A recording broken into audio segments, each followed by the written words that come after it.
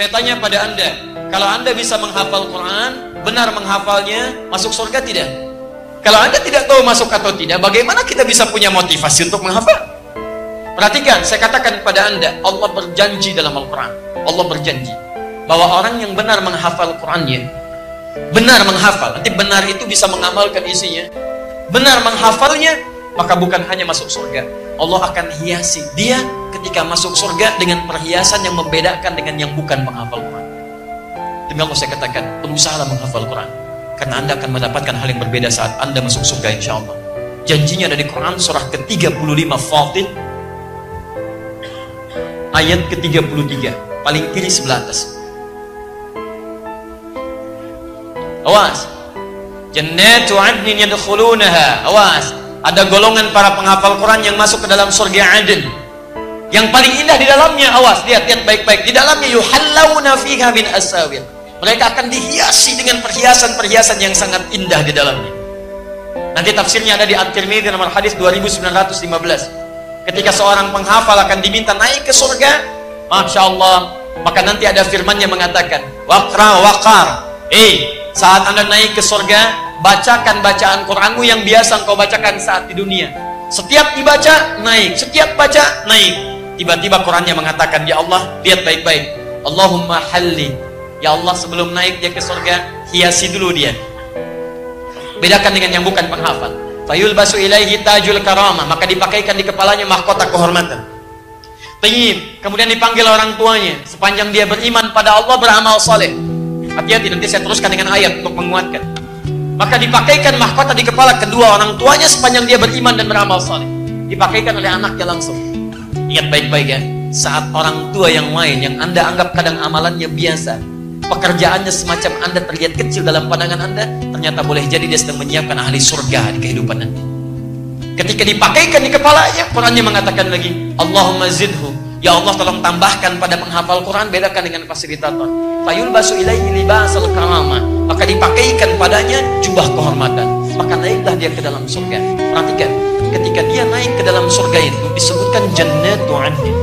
Ketika dia naik ke surganya, maka diteruskan. Buka Quran surah ke-13 ayat 23 sampai 24. Dari mana Ustaz tahunya bisa membawa kedua orang tuanya? Bukan hanya orang tua, pasangannya dibawa. Jadi kalau suami penghafal Quran, istrinya beramal soleh, istrinya diajak oleh suaminya. Kemudian anak cucunya beramal soleh, diajak juga semuanya. Lihat kalimatnya, Quran surah 13 ayat 23. Kalimatnya sama awalnya. Jannatu adnin yadkhulunaha. Ada orang-orang yang akan masuk ke dalam surga Adin. Wa man salaha min abaihim wa azwajihim wa dzurriyyatihim. Ada ayat ini. Masya Allah. Dan dia membawa bapak-bapaknya sepanjang mereka soleh, pasangan di hidupnya. Jadi kalau istrinya hafal Quran, suaminya soleh, diajak suaminya. Ustaz, suami saya namanya soleh, bisa saya ajak tidak? Belum tentu. Yang dimaksud amalnya, bukan namanya. Baik, suaminya soleh, menghafal Quran, istrinya salihah. Suami hafal 30 juz, istri hafal 3 juz. Sama-sama berusaha. Duluan diwafatkan misalnya, aja bawa anaknya, cucunya, keturunan terakhirnya sepanjang semua soleh mendekat pada Allah Subhanahu wa Ta'ala. Perhatikan, jadi kesimpulannya, menghafal Quran masuk surga tidak? Sepanjang dia mendekat pada Allah Subhanahu wa Ta'ala, mengamalkan isi Qurannya, menghafal dengan benar. Bukan hanya masuk, dia dapat perhiasan dan dikunjungi oleh malaikat di setiap pintu surga. Sampaikan ayat ke-24-nya. Wal malaikatu yadkhuluna min kulli babin. Dan malaikat masuk ke setiap pintu surga menyambut mereka. Bahkan mengatakan pada mereka, Salamun alaikum bima sabartum. Selamat karena Anda sabar saat menjalani usaha di muka bumi. Sabar. Fa ni'ma uqbaddar. Maka senikmat-nikmat tempat terbaik, inilah tempatnya. Silahkan masuk. Silahkan. Pakai jubah, pakai mahkota, masuk ke dalamnya. Masuk surga tidak? Masuk. Dan syarat masuk surga, Anda mesti serius. Menghafal Quran, masuk surga. Menghafal Quran, dapat mahkota. Menghafal Quran, dapat jubah. Menghafal Quran, disambut malaikat. Surga biasa saja, mesti serius. Apalagi surga bagi para penghafal Al-Quran. Jadi kita temukan di sini garisnya adalah, jika Anda ingin masuk surga, Anda mesti serius. Jika Anda ingin masuk surga, Anda mesti serius. Menghafal Quran, orang yang paling utama dalam masuk surga dengan izin Allah Subhanahu wa Ta'ala. Ketika masuk, maka berlakulah ayat ini saat ini. Paham sampai sini?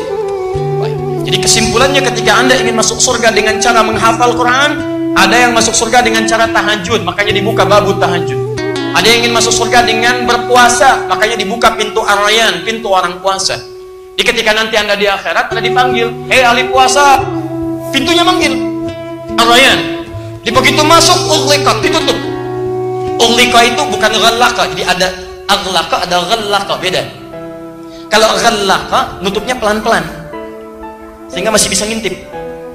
Betul. Makanya lihat, istri Al-Aziz, Imra'atul Aziz, yang menggoda Nabi Yusuf namanya siapa? Halo? Bukan Allahu A'lam, nggak ada namanya.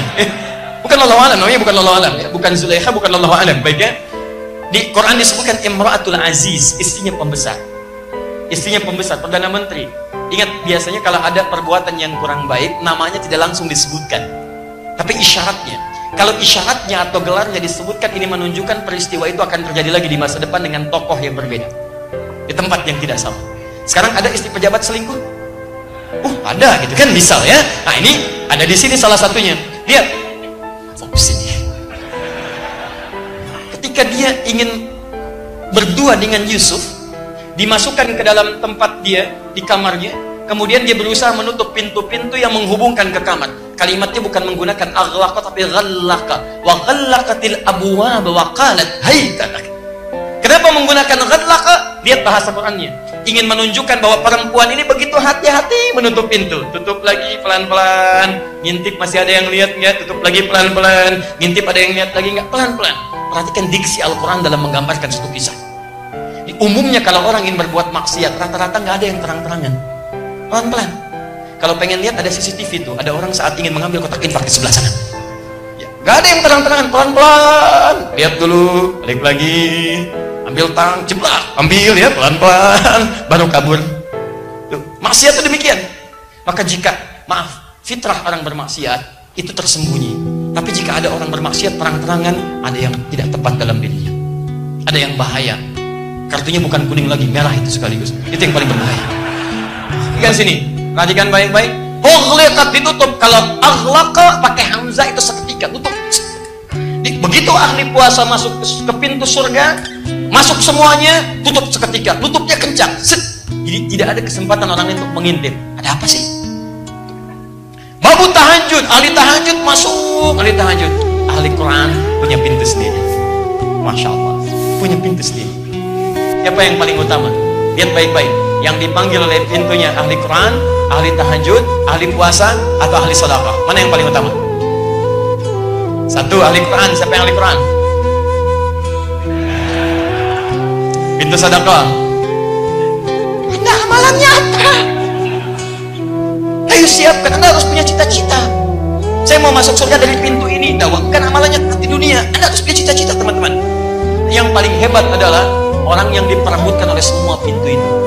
Semua pintu mengatakan, dan nanti Abu Bakar As-Siddiq radhiyallahu taala anhu berusaha bermohon kepada Allah dengan kalimat-kalimat Nabi, meminta isyarat. Ya Rasulullah, adakah yang diperebutkan? Adakah yang bisa masuk dari semua pintu itu? Kata Nabi, saya bermohon kepada Allah supaya engkau menjadi bagian dari itu.